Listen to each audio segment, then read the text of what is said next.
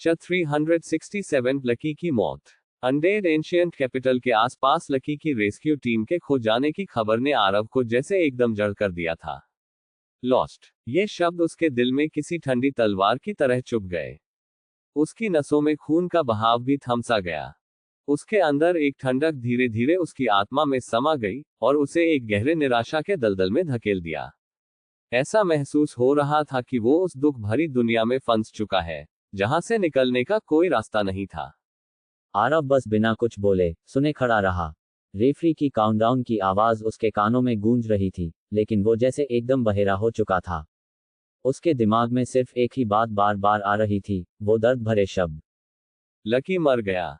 क्या ये सच है? क्या उस बेवकूफ ने मुझसे ये नहीं कहा था कि विंड और अर्थ एलिमेंट्स के साथ अगर उसकी पूरी टीम मर भी जाए तो भी वो जिंदा रहेगा?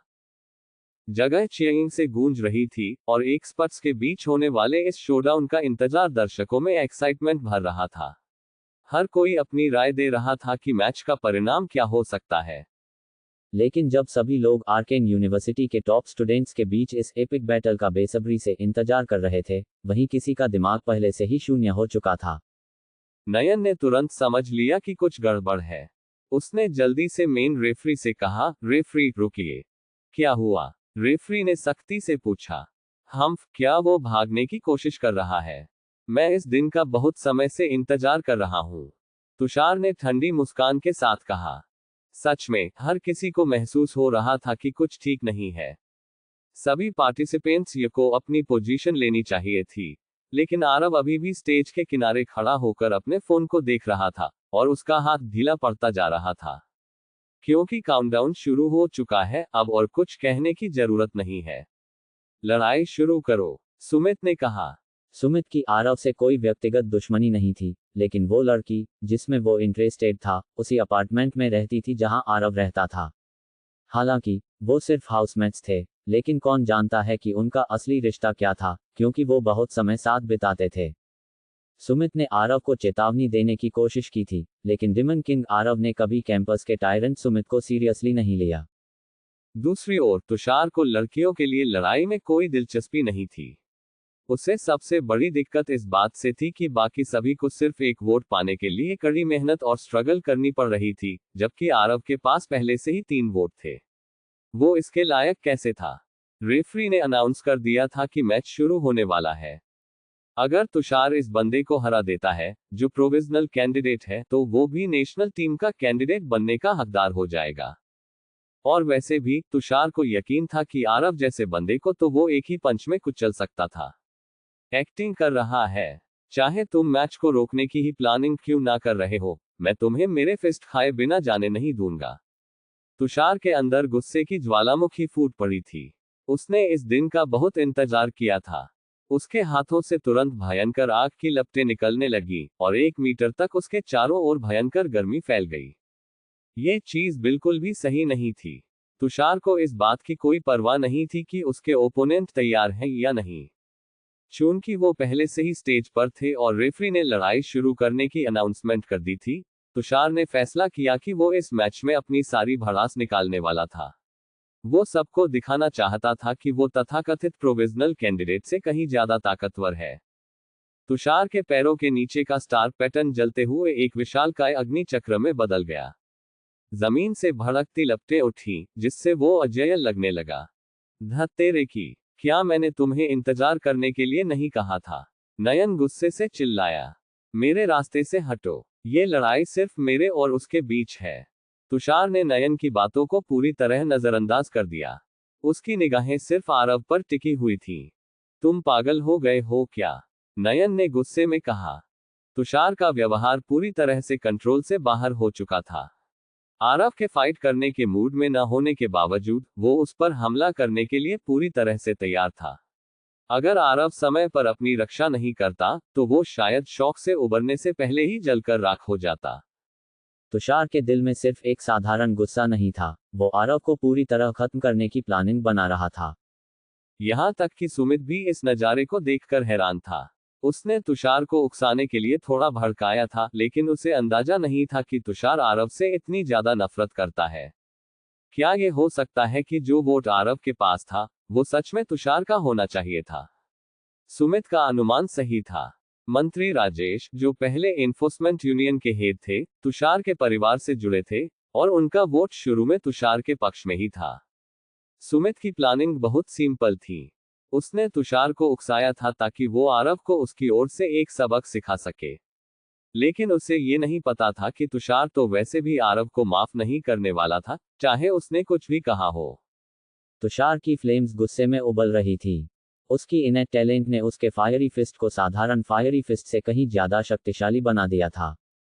जैसे ही उसने अपने मुक्के को फेंका, सभी ने तुरंत देखा कि 9 फायरी ड्रैगन्स जमीन से उठते हुए 9 फायर पिलर्स के चारों ओर लिपट रहे थे। ये 9 ड्रैगन स्तंभों से अलग होकर स्टेज के पार उड़ते गए, एक दूसरे में घुल मिल गए। उनके द्वारा छोड़ी गई भयंकर आग इतनी शक्तिशाली थी कि इतने बड़े स्टेज को भी जोर से हिला रही थी। 4th level fiery fist. आमतौर पर 9 फायर पिलर्स एक ही जगह पर दिखाई देते थे, लेकिन तुषार का ये स्पेल उन स्तंभों को आग के ड्रैगनों में बदल देता था, जो एक साथ आगे बढ़ते थे। ये आसानी से ड्यूलिंग ग्राउंड का आधा हिस्सा निगल सकता था, जो आरव की दिशा में तेजी से आ रहा था। Aarav, dodge it. श्वेता, श्रेया और रुद्र चौंक कर चिल्लाए, ये देखकर कि आरव क्या कर रहा था। आग की लपटें उसे कुचलने वाली थीं। लिटिल फ्लेम बैले अभी भी आरव के कंधे पर बैठी थी। जब खतरा पास आया, तो वो डर के मारे आरव के कानों में चिल्लाई। हालांकि आरव की निगाहें खोई हुई दिख रही थीं, इसका मतलब ये नहीं था कि वो अपने आसपास हो रही घटनाओं से पूरी तरह अनजान था। वो जानता था कि रेफरी ने मैच शुरू कर दिया था। उसने नयन को टाइम आउट के लिए कहते सुना था। उसने तुषार के हमले में घृणा और मौत की भावना महसूस की थी, जो उसकी ओर बढ़ रही थी। वो अपने विचारों में खोया हुआ लग रहा था क्योंकि वो सच को स्वीकार नहीं कर पा रहा था, लेकिन अब वो अपनी शक्ति छिपाने के मूड में नहीं था। भाड़ में जाओ, क्या बकवास है ये। आरव के चेहरे पर नसें उभर आईं और वो गुस्से में गरज उठा। उसकी पूरी शक्ति अचानक प्रकट हो गई। लिटिल फ्लेम बैले ने तुरंत आरव की मंशा को समझा, और वो उसकी बॉडी में समा गई। उसने उसे अपनी शक्ति से भर दिया। आरव के शरीर से भयंकर आग की लपटें फैलने लगी, जैसे अनगिनत अग्नि दानव उस पर विराजमान थे। रोज फ्लेम की शक्ति पूरी तरह से प्रकट हो गई, जो तुषार की आग से भी ज्यादा शक्तिशाली थी। वो अब बिल्कुल फियरी फिगर की तरह लग रहा था। इट्स आर्जेंट, गाइस मुझे सपोर्ट करो वरना ये नॉवल बैंड हो जाएगी। आपको बस एक लाइक करना है नॉवल को। नॉवल में ज़्यादा एंगेजमेंट ना आने की वजह से पॉकेट नॉवल आइस बैन कर देगा, लेकिन मैं इसके 1 या 2000 या शायद 3000 चैप्टर्स तक लिखना चाहत हूँ। तो प्लस आप लोग सिर्फ एक लाइक करके जाता करो। Folded hands CH368 meteoroid fist. Fiery fist. Aarav ने वही स्पेल और मूव चुना जो तुषार ने इस्तेमाल किया था, जैसे वो तुषार के अटैक का जवाब उसी तरीके से देना चाह रहा हो, बिना किसी झिझक या शर्म के। सभी लोग उसे पागल समझ रहे थे। तुषार की इनेट टैलेंट उसे हर एक लेवल में एडवांटेज देती थी। कोई भी सीधे तुषार के अटैक का सामना करने की हिम्मत नहीं करता, खासकर जब बात फियरी फिस्ट की हो, जो तुषार का सबसे खतरनाक और डिस्ट्रिक्ट स्पेल था। तुषार का फियरी फिस्ट पूरे आर्केन यूनिवर्सिटी में सबसे ताकतवर माना जाता था, एक ऐसा अटैक जो पूरी टीम को मिटा सकता था। और अब आरव उस डिस्ट्रिक्ट अटैक से अकेले मुकाबला कर रहा था। जैसे ही तुषार ने हमला किया, फियरी ड्रैगन्स आरव को चारों तरफ से घेरने लगे। दर्शक सिर्फ ड्रैगन्स की उछलती पूंछ देख पा रहे थे, जो चारों ओर से आरव की पोजीशन को ढक रही थी। अंदर क्या हो रहा था, ये देख पाना नामुमकिन था। जैसे जैसे फियरी ड्रैगन्स आगे बढ़े, हवा में जलते हुए बादल उठने लगे। नयन और बाकी टीम मेंबर्स के उस जगह से दूर होने के बावजूद, उन्हें खुद को बचाने के लिए अपने डिफेंस सेटअप करने पड़े, क्योंकि फियरी फिस्ट की एनर्जी चारों ओर लीक हो रही थी। इतने डिस्टेंस से भी वो उस भयंकर गर्मी को महसूस कर रहे थे, तो सोचो आरव जो उस आग के बीच में था, उसका क्या हाल होगा। भीड़ चौंक गई। उन्होंने आरव को डिफेंस के लिए कुछ भी सेटअप करते नहीं देखा था, और अब वो आग की लपटों में घिर चुका था। हालांकि फायर आरव का प्राइमरी एलिमेंट था, लेकिन ये अकेला रेजिस्टेंस तुषार के फियरी फिस्ट का सामना करने के लिए काफी नहीं था। जैसे ही तुषार की फ्लेम्स ने मैदान को जलाकर राख किया, भीड़ हैरान रह गई। लेकिन कुछ सेकंड्स के अंदर तुषार की फ्लेम्स के बीच एक और शक्तिशाली फ्लेम दिखाई दी। ये फ्लेम और भी ज्यादा बड़ी थी, एकदम सुर्ख लाल। वो आग, जिसे देखकर ऐसा लगा जैसे आरव का रोज फ्लेम हो, लेकिन इसका रंग और भी गहरा था, खून के रंग जैसा। भीड़ ने धुंधली सी एक आकृति देखी, जिसे देख ऐसा लग रहा था जैसे वो किसी धधकती भट्टी से ताज़ा निकली हो। वो खून जैसी लाल फ्लेम्स तुषार की धूसर लाल फ्लेम पर भारी पड़ रही थीं। फिर अचानक एक ताकतवर फिस्ट तुषार की फ्लेम्स को चीरती हुई आगे बढ़ी। उसने चारों ओर के कोहरे और आग को हटा दिया और मैदान को साफ कर दिया। न कोई आग के खंभे थे, न ही आग के ड्रैगन। खून के रंग की वो आग पंच की टिप पर इकट्ठा हो गई और जोरदार ढंग से विस्फोट हो गई। उस फ्लेम ने मैदान के बड़े हिस्से को अपने कब्जे में ले लिया था। यह पंच एक आग के गेंद जैसा था जो आसमान में तेजी से जाता हुआ लग रहा था, जैसे कोई उल्कापिंड जो वायुमंडल को चीर रहा हो। शायद इस ताकतवर अटैक को फियरी फिस्ट की जगह मेचियोराइट फिस्ट कहना ज्यादा सही होगा। आरव की दहाड़ ने धीरे धीरे आग की गर्जना को पीछे छोड़ दिया। वो चमकती लाल फ्लेम्स, जो उसकी पूरी बॉडी को घेरे हुए थीं, तुषार की आग को पूरी तरह से वाष्पित कर चुकी थीं। हाँ, तुषार की आग पूरी तरह से गायब हो गई, जैसे उसका कोई अस्तित्व ही न हो। जब एक फ्लेम दूसरी फ्लेम से इतनी ज्यादा शक्तिशाली होती है, तो वो कमजोर फ्लेम को बिना किसी दया के कुचल देती है। तुषार की ऐश कलर्ड फ्लेम पूरी तरह से आरव की ब्लड रेड रोज फ्लेम के आगे खत्म हो गई। ड्यूलिंग ग्राउंड का पूरा माहौल उस लाल फ्लेम से भर गया, और बीच में खड़ा आरव अब पूरी तरह से इनह्यूमन लग रहा था, बिल्कुल किसी फियरी क्रिएचर की तरह। डिमन किंग आरव की ताकत वाकई में अनस्टॉपेबल थी। रुद्र, जो आरव के लिए फिक्र जता रहा था, तुरंत उस पल को याद करने लगा जब आरव पहली बार फियरी सोर्सेस से पोजेस्ड हुआ था। अब आरव का रूप और उसकी ये ताकत बिल्कुल वैसी ही थी। उसे अचानक एहसास हुआ कि अगर फियरी सोर्सेस ने आरव को पोजेस किया था, तो क्या लिटिल फ्लेम बैले भी ऐसा कर सकती है। पोजेस्ड करने का मतलब किसी इंसानी शरीर में घुसकर उसे अपनी ताकत दे देना थी, उसी तरह जिस तरह फियरी फिगर ने किया था। हाँ, यही हो रहा था। ये लिटिल फ्लेम बैले का पोजेशन था। लिटिल फ्लेम बैले के पोजेस करने से आरव की फायर एलिमेंट की ताकत को बड़ा बूस्ट मिला था। तुषार ये सोचता था कि उसका 4th लेवल फियरी फिस्ट उसे अजय बना देगा, लेकिन उसे ये अंदाजा नहीं था कि आरव, जिसके पास फायर क्वीन की आखिरी वंशज थी, वही हर एक फ्लेम्स का राजा था। तुषार ने गलत इंसान से पंगा लिया था। आरव का मेचियोराइट फिस्ट इतनी तेजी से आया कि पूरा सीक्वेंस कुछ सेकंड्स में ही पूरा हो गया। आरव की फ्लेम्स ने उसे घेर लिया, रोज फ्लेम ने तुषार की आग को मिटा दिया, और फिर आरव ने मेचियोराइट फिस्ट को तुषार की ओर फेंका।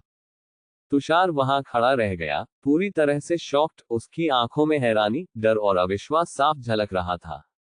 तुषार हमेशा अपनी ताकत पर गर्व करता था, लेकिन उसका फायरी फिस्ट, जिसे उसने सबसे शक्तिशाली माना था, आसानी से बुझा दिया गया।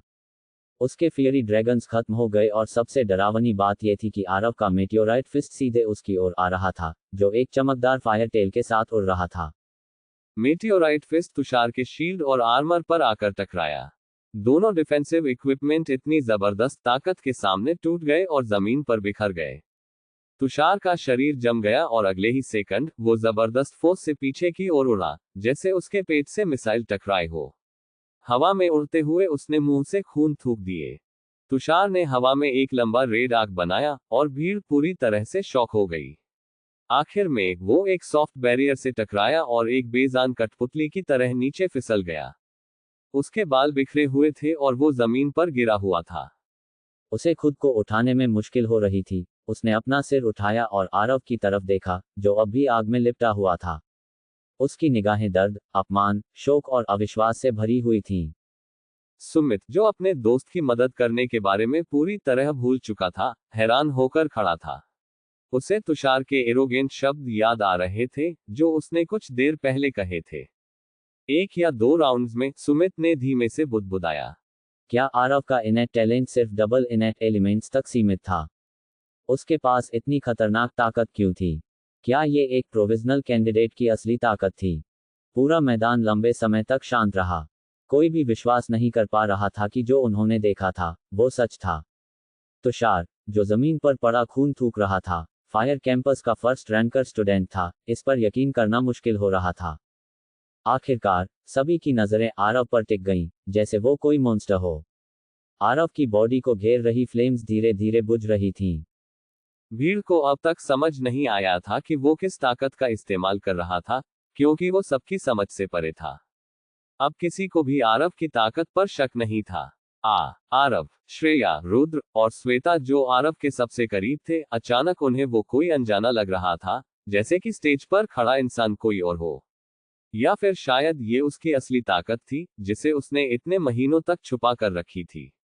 क्या यही वजह थी कि उसने अब तक इसे छिपाया था? उसकी आंखों में वो दुख क्यों था जब आग बुझी? आरव ने धीरे धीरे अपनी मुट्ठियां खोली। उसका नया फोन, जो उसके हाथों में दबा हुआ था, टुकड़ों में टूटकर जमीन पर गिर गया। आरव ने एक गहरी सांस ली, लेकिन उसने एक बार भी तुषार की ओर नहीं देखा। आरव, तुम कहाँ जा रहे हो? श्रेया ने आवाज दी। मैच अभी खत्म नहीं हुआ है, श्वेता ने कहा। जब भीड़ अभी भी अपने शौक में खोई हुई थी, आरव पहले ही स्टेज से उतर चुका था, सबको अचरज और भय के मिश्रण में छोड़ते हुए। उसने अपने टीममेट्स की पुकारों को अनसुना कर दिया, लेकिन जब श्रेया और रुद्र ने उसे रास्ते में रोका, तो उसने खुद को रोका और थमे हुए लहजे में जवाब दिया। क्या हो रहा है? रुद्र ने पूछा। मैं एंशिएंट कैपिटल जा रहा हूँ, आरव ने कहा। उसके दिमाग में कई सारे सवाल थे जिसका पता वो सिर्फ एंशिएंट कैपिटल में जाकर ही लगा सकता था। वहां तो वो पागल इंडेड्स रहते हैं, रुद्र ने आरव की फिक्र करते हुए कहा। मुझे पता है, आरव ने ठंडे स्वर में कहा। वर्ल्ड कॉलेज टूर्नामेंट का क्या? श्रेया ने पूछा। मैं वापस आने के बाद सब संभाल लूंगा, उसने तुरंत जवाब दिया। उसके पास इन सब चीजों को डिटेल में बताने का वक्त नहीं था। हम भी तुम्हारे साथ चलेंगे, श्रेया ने कहा। आरव ने सिर हिला दिया। वो समझता था कि श्रेया और रुद्र उसकी मदद करना चाहते थे, लेकिन ये उसका व्यक्तिगत मामला था। वो नहीं चाहता था कि उसके कारण उनके भविष्य पर कोई असर पड़े।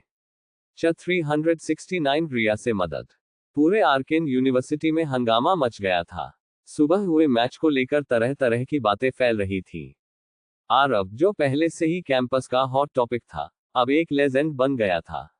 बहुत से लोग नॉमिनेशन प्रिलिमिनरीज के नतीजे का इंतजार कर रहे थे, लेकिन आरव के करीबी जानते थे कि वो आने वाले किसी भी मैच में नहीं दिखेगा, क्योंकि वो जल्द ही जादू नगरी छोड़कर उस खतरनाक एंशिएंट कैपिटल के लिए रवाना होने वाला था। हाल ही में एंशिएंट कैपिटल में हुए खौफनाक घटनाओं के कारण लोग वहां से भाग रहे थे। अनगिनत लोगों की जानें एंडेड के हाथों जा चुकी थीं। कुछ लोगों ने इसे पिछले 1000 सालों में सबसे खतरनाक तबाही का नाम दिया, तो कुछ इसे महज अफवाह मान रहे थे। लेकिन जो भी हंटर्स अपने मिशन से लौटे थे, वो हालात के बारे में कुछ कहने को तैयार नहीं थे। यहां तक कि थ्रेट एलिमिनेशन स्ट्रेटजी के लीडर पुनीत को खुद वहां जाना पड़ा। ये साफ संकेत था कि एंडेड का हमला महज अफवाह नहीं था। किसी को ठीक ठीक पता नहीं था कि एंशिएंट कैपिटल में क्या हो रहा था। लेकिन आरव वहां किसी रहस्य को सुझाने नहीं जा रहा था, बल्कि एक इंसान को ढूंढने जा रहा था। वो दोस्त जिसके साथ उसने अपना बचपन बिताया था। वही दोस्त जिसने उसे ढूंढने के लिए पूरे अग्निगढ़ तक का सफर अकेले तय किया था, बिना अपनी जान की फिक्र किए, तब जब आरव एक डिमन में बदल गया था। वो दोस्त जिसने अपनी सारी जमा पूंजी खर्च कर उसे 2 सोल एसेंसेस दिए थे, जो अभी भी आरव के पास थीं। हाँ, उसके फोन पर जो मैसेज आया था, वो एक मौत की खबर थी। लेकिन जब बात उसके दोस्त की हो, तो आरव का उसूल था, जब तक वो अपने दोस्त को अपनी आंखों से देख न ले, चाहे वो जिंदा हो या मरा, वो हार नहीं मानेगा। सिर्फ एक मैसेज उसके सबसे करीबी दोस्त को मरा हुआ साबित नहीं कर सकता। वो दोनों संजीवनी भूमि की आपदा से बचकर निकले थे, इसलिए आरव जानता था कि जीवन कितना कीमती होता है। अगर उसका दोस्त मर भी गया था, और अगर उसका शरीर भी नहीं मिला था, तो भी उसे खुद जाकर सच का पता लगाना था। और अगर उसका दोस्त अभी भी एंडेड की दुनिया में कहीं जिंदा था, तो आरव रास्ता बनाएगा और उसे सही सलामत वापस लाएगा। ये उनके बीच का वादा था, और लकी ने इसे पहले एक बार पूरा किया था। अब उसकी बारी थी कि वो अपना वादा पूरा करे। आरव रात की सुनसान सड़कों पर चल रहा था, और अचानक से उसे अभिषेक की बातें याद आ गईं। बेटलमेजेस हमेशा अपनी जान खतरे में डालते थे जब वो डिमन बीस्ट से लड़ते थे। लकी भी इसी जोखिम से गुजरता था, लेकिन आरव ने कभी इस बात पर ज्यादा ध्यान नहीं दिया था। आरव ने कई बार लकी को आर्मी ज्वाइन करने से रोकने की कोशिश की थी, लेकिन जब उसने याद किया कि लकी लक्ष्मी की मौत देखकर किस तरह रोया था, जो उन्हीं की स्कूलमेट थी, तब आरव को समझ आ गया था कि वो अपने छोटे भाई को उसके फैसले से कभी नहीं हटा पाएगा। लकी ने पिछले कुछ सालों में काफी तरक्की की थी। वो अब ज्यादा शांत और गंभीर हो चुका था, खासकर जब डिमन बीस्ट से लड़ाई की बात आती थी। वो एक बेहतरीन बैटलमेज बन चुका था। लेकिन जब भी वो आरव के आसपास होता था, वो हमेशा बच्चों जैसी हरकतें करता, अपने किए गए कामों को गर्व से बताता और आरव की हर बात मानता। असल में आरव जानता था कि लकी बस उसकी स्वीकृति चाहता था। जैसे ही आरव सड़क पर चल रहा था, स्ट्रीट लाइट्स ने उसकी परछाई को जमीन पर फैला दिया। देर रात का वक्त था और आसपास की लाइटें बंद हो चुकी थी। सड़कें इतनी शांत थी कि किसी भी इंसान के कदमों की आहट सुनाई दे सकती थी। जगह जगह येलो स्ट्रीट लाइट्स चमक रही थीं, लेकिन जहां लाइट नहीं पहुंच रही थी, वहां एक सुंदर और दुबली लड़की स्ट्रीट लाइट के ऊपर खड़ी थी। उसकी नजरें उस अकेले शख्स पर थी जो लाइट्स के नीचे चल रहा था। अचानक आरव ने चलते चलते रुककर ऊपर देखा और कहा, मत भूलो, मेरे पास भी शैडो एलिमेंट है। उसकी बात सुनकर लड़की घबराए और तुरंत अंधेरे में उड़ने की कोशिश करने लगी। रुको, आरव ने उसे रोका। लड़की थोड़ा कांपने लगी, लेकिन उसने खुद को छिपा लिया। वो बस अपनी चमकती आंखों से आरव को देख रही थी। मुझे तुम्हारी मदद चाहिए, आरव ने सीरियस होकर कहा। मेरी, लड़की ने सतर्क और साफ आवाज में जवाब दिया। आरव ने सिर हिलाते हुए हाँ कहा। अंधेरे में खड़ी लड़की लगभग खुशी से झूम उठी, जैसे वो पोल से गिर ही जाती। तुम्हें मेरी मदद किस लिए चाहिए? उसकी आवाज शांत रात में साफ सुनाई दी। मैं एंशिएंट कैपिटल जा रहा हूँ। वो अंडेड्स का इलाका है और जितना मुझे पता है। आरव ने बात को अधूरा छोड़ दिया।